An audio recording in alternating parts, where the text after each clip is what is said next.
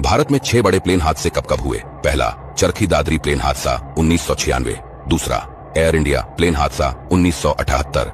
तीसरा, air India express हादसा 2010। चौथा, IC 113 अहमदाबाद विमान हादसा 1988। पांचवा, एलायंस एयर फ्लाइट हादसा सन 2000 में हुआ। छठा, अहमदाबाद विमान हादसा 2025। इस दुखद समय में हम आपके साथ हैं। करंट अफेयर्स से अपडेट रहने के लिए फॉलो कर।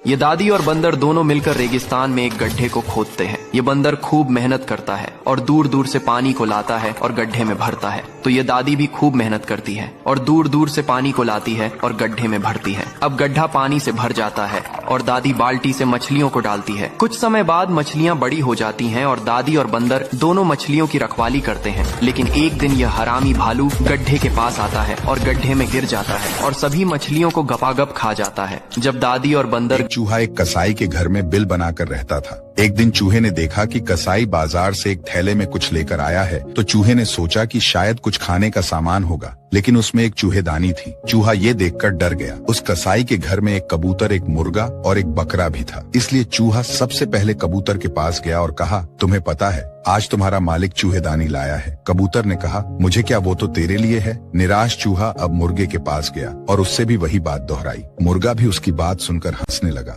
और कहा, वो तो तेरी समस्या है, मुझे उससे क्या लेना देना। अब हताश चूहा बकरे के पास गया और वही बात बताई, लेकिन बकरा भी उसकी बात पर जोर जोर से हंसने लगा और कहा, तू मुझे ये बात क्यों बता रहा है? चूहेदानी तो तेरे लिए है, इससे मेरा क्या। अब चूहा निराश होकर कसाई के घर से भाग गया। तभी घर में रखी चूहेदानी में सांप की पूंछ फंस गई। तो कसाई की पत्नी ने अंधेरे में चूहा समझकर उसे निकालने लगी, तो सांप ने उसे डस लिया। अब उसकी तबीयत बिगड़ने पर उस कसाई ने हकीम को बुलाया। हकीम ने कबूतर का सूप पिलाने की सलाह दी, तो कसाई ने कबूतर को मारकर उसका सूप बनाकर पत्नी को पिला दिया। कसाई की पत्नी के बीमार होने की खबर सुनकर कई रिश्तेदार मिलने आ पहुँचे, लेकिन उस वक्त घर में खाने के लिए कुछ था नहीं। तो कसाई ने उस मुर्गे को भी काट डाला और सभी मेहमानों को परोस दिया। फिर कुछ दिनों बाद जब कसाई की पत्नी ठीक हो गई, तो इस खुशी में कसाई ने घर में खास मेहमानों के लिए बकरे की दावत रखी और अब बकरा भी खत्म। निष्कर्ष, हमें कभी भी दूसरों की समस्या सुनकर उसका मजाक नहीं उड़ाना चाहिए, बल्कि उसे समझना और सुलझाना चाहिए, क्योंकि हमारे इंडिया में जो चीज फालतू समझकर उसे फेंक दिया जाता है, उसी चीज को ये चाइना वाले बस थोड़ा सा दिमाग लगाकर उसे शानदार शेप देकर उसे महंगे दामों में बेच देते हैं। जैसे ये बॉटल,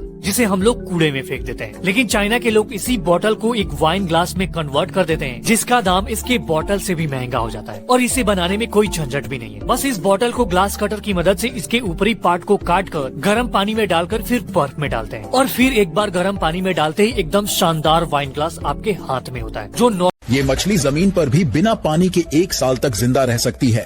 इसका नाम है अफ्रीकन लंगफिश। दूसरी मछलियों से अलग इसके पास लंग्स होते हैं, मतलब ये जमीन में भी सांस ले सकती है, लेकिन जिंदा रहने के लिए थोड़ा गीला माहौल जरूरी है। गर्मी के मौसम में जब पानी सूख जाता है तो लंगफिश मिट्टी में गड्ढा खोद के छुप जाती है और अपने आसपास एक चिपचिपी म्यूकस की लेयर बना लेती है, जो सूख के एक ककून जैसा बन जाता है। ये उन्हें पूरी तरह सूखने से बचाता है और हवा भी पास करता रहता है। फिर ये अपना मेटाबॉलिज्म स्लो कर देती है, जिससे उसे बहुत कम एनर्जी की जरूरत पड़ती है। और जब खाना नहीं मिलता तो लंगफिश अपनी पूंछ के फैट या मसल्स को तोड़कर उसे धीरे धीरे अब्सॉर्ब करती है, और इस तरह ये 4 साल तक भी बिना पानी के जिंदा रह जाती है। दुनिया का सबसे स्मार्ट जानवर, जिसकी चतुराई देखकर सभी हैरान रह जाते हैं, और इस जानवर का नाम है आर्मडिलो, जो दक्षिण अमेरिका का सबसे अजीब जीव है। ये जानवर इतना स्मार्ट है कि जब इसे किसी खतरे का आभास होता है तो ये गोल हो जाता है, और शिकार करने वाले जानवर इसे पत्थर समझकर चले जाते हैं। ये दुनिया का अकेला ऐसा जानवर है जिसकी चमड़ी बुलेट प्रूफ होती है, लेकिन इंसानों ने इसे खाने के कारण विलुप्त कर रहे हैं।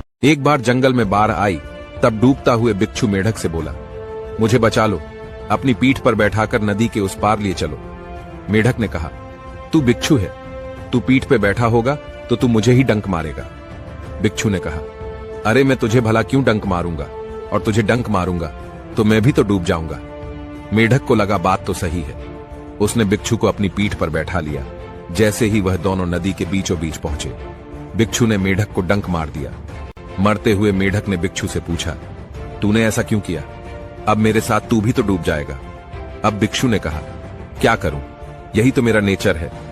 कहानी की सीख, आजकल की दौड़ में कुछ लोग ऐसे हैं जो आपके सामने तो कुछ और दिखेंगे, लेकिन पीठ पीछे वो आपको हमेशा डंक मारने के लिए रेडी रहते हैं। इसलिए ऐसे लोगों से सतर्क रहें और अपना ख्याल रखें। और वीडियो कैसी लगी हमें कमेंट में ये है जंगल का यमराज, जिसे देखते ही जंगल के राजा की पेंट गीली हो जाती है। आज मैं आपको बताऊंगा जंगल के साइको किलर के बारे में। इस जानवर का नाम हनी बैजर है, जिसे चलती फिरती मौत बोलते हैं। ये सिर्फ शेरों से ही नहीं भिड़ता, बल्कि जहरीले सांप और बिच्छुओं से भी भिड़ जाता है और इन्हें जिंदा ही चबा जाता है। ये किसी भी शिकारी से नहीं डरता है और अपना दबदबा बनाने के लिए किसी भी जानवर से भिड़ने के लिए तैयार रहता है। ये जानवर सर पर कफन बांधकर और जान को हथेली पर लेकर घूमता है, इसलिए इसे genius book of world records में सबसे बेखौफ जानवर का खिताब दिया गया है। रही जंगल के राजा की बात, तो वो भी इससे नहीं भिड़ता, क्योंकि हनी बैजर सीधा मेन पार्ट पर ही अटैक करता है। बाकी फालतू रील देखने से अच्छा है पेज को फॉलो करो।